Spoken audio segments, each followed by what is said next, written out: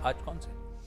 देखिए, आपने बात की ना, मुझे वो वापस वो जहानुमा पैलेस याद आ गया। हाँ हाँ। मैं वहाँ डिनर करने गया, उस दिन बुफे था, तो उन्होंने कहा कि सर बुफे है। उसके बाद मैं गया वहाँ पर, मैं कहा यार इसमें से क्या तो मैं पिक करूँ और क्या मैं छोड़ूं, मुझे समझ ही नहीं आ रहा था, है ना। देखिए, सबसे पहले मैं ले रहा हूँ सीमेंट और रियल एस्टेट को। ठीक है, हाँ। सीमेंट में 28% से 18% जीएसटी। एक काम करते हैं, सारे सेक्टर्स में एक हॉटबोर्ड चला देते हैं। मैं बताता हूँ कि मैं एक किसके दो, साथ? हाँ, ठीक है। सीमेंट में अल्ट्राटेक। सिंपल रूल है मेरे लाइफ का, सबसे बड़ा प्लेयर एक स्पेस का, सबसे बड़ा बेनिफिशियरी वही होता है। किसी भी स्पेस में अगर रिफॉर्म आता है ना, सबसे बड़ा बेनिफिशियरी उसका सबसे बड़ा प्लेयर होता है ये। उसके अलावा टीवीएस मोटर और हीरो मोटोकॉर्प, आई थिंक अगर, और मार्केट को ना कुछ चीज़ें सिक्स सेंस होती है मार्केट की बहुत अच्छी। सबसे ज़्यादा क्यों इन दोनों स्टॉक्स ने आउट परफॉर्म किया था? क्योंकि 350 सीसी से ज़्यादा इनकी बाइक ही नहीं है, तो इसके लिए टीवीएस की शायद एक आध है, लेकिन वो सिर्फ मतलब बहुत कम, लेकिन ज़्यादातर। और इस पर हम हीरो मोटोकॉर्प पर तो मैं मतलब मेरे ख्याल से रोज बिग स्टॉक में स्पॉटलाइट में आया। सबसे प्रोमिनेंट डिस्कशन था 15 अगस्त के बाद जब अपन मंडे को लौटे थे और हीरो मोटोकॉर्प की बिल्कुल, चर्चा। हीरो मोटोकॉर्प, तो हीरो मोटोकॉर्प और टीवीएस मोटर हो गया आपका। अब इसके अलावा बाकी के जो प्लेयर्स हैं, फोर्स मोटर्स वगैरह वगैरह, अगेन दिक्कत क्या है कि इनमें से आपको कितने स्टॉक्स में गैप अप मिलेगा नहीं मिलेगा ये सब देखना होगा, क्योंकि छोटी कारें, बस, ट्रक, ये भी, थ्री व्हीलर भी।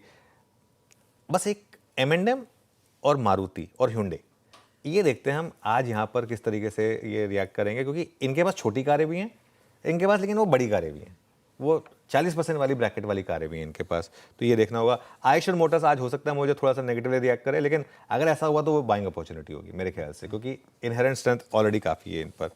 FMCG 12% से घटकर 5% हो रहा है। लीवर, ब्रिटानिया, नेस्ले, ITC, ये सारे के सारे स्टॉक्स आपके फोकस में रहेंगे। होटल्स पे कम हो रहा है जीएसटी, तो वो भी फोकस में रहेगा। FMCG में Dabur, Colgate, Godrej consumer, Godrej consumer है, गोदरेज CP नहीं, गोदरेज इंडस्ट्री, गोदरेज कंज्यूमर चलाइएगा। कंज्यूमर ड्यूरेबल्स आपके सारे के सारे, वोल्टास, ब्लू स्टार। अच्छा, इशू क्या है, ब्लू स्टार भी बहुत चला है। अब इन सब स्टॉक्स में आज थोड़ा सा हो सकता है कि हायर लेवल पे प्रॉफिट बुकिंग आ जाए।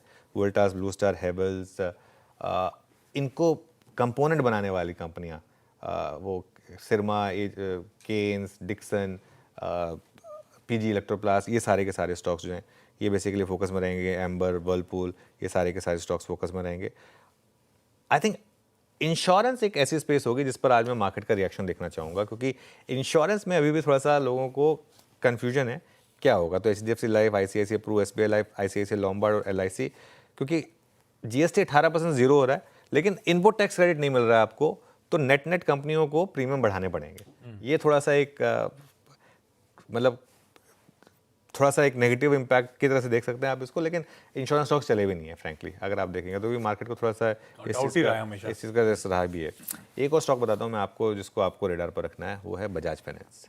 अगर कंजम्पशन इस तरीके से बढ़ेगा तो जो सबसे बड़े कंज्यूमर फाइनेंसियर्स है ना, और मैं एक चीज़ कह रहा हूँ, हमेशा नंबर 1 प्लेयर पे फोकस करिए लाइफ में, नंबर 2 पे भी नहीं जाना है, नंबर 1 प्लेयर पे फोकस करिए तो बढ़िया रहेगा। DLF, एस्ट्रा, पॉलीकैब, बेसिकली जो भी रियल एस्टेट में यूज़ होगी, एंसिलरी स्टॉक्स जो हैं, आज इतने सारे बिग स्टॉक्स हैं, किसको लें किसको छोड़ें।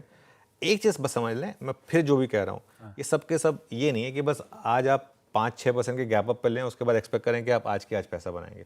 वो नहीं होने वाला है, क्योंकि बहुत लोग वेट कर रहे हैं कि गैप अप हो और वो निकले, क्योंकि उन्होंने इतने समय पहले से लिए हुए हैं स्टॉक। एक महीने में जो 18-18, 20-20% स्टॉक चले हैं, तो जो लेके बैठे हैं वो थोड़ा ना वेट कर रहे हैं कि अब उसके बाद आप ऊपर खुलने के बाद जब एकदम लास्ट में प्रॉफिट बुकिंग आएगी तब बेचेंगे। वो तो बेचेंगे ना हायर लेवल पर, तो वो रिस्क हमेशा रहेगा मार्केट में। लीजिए।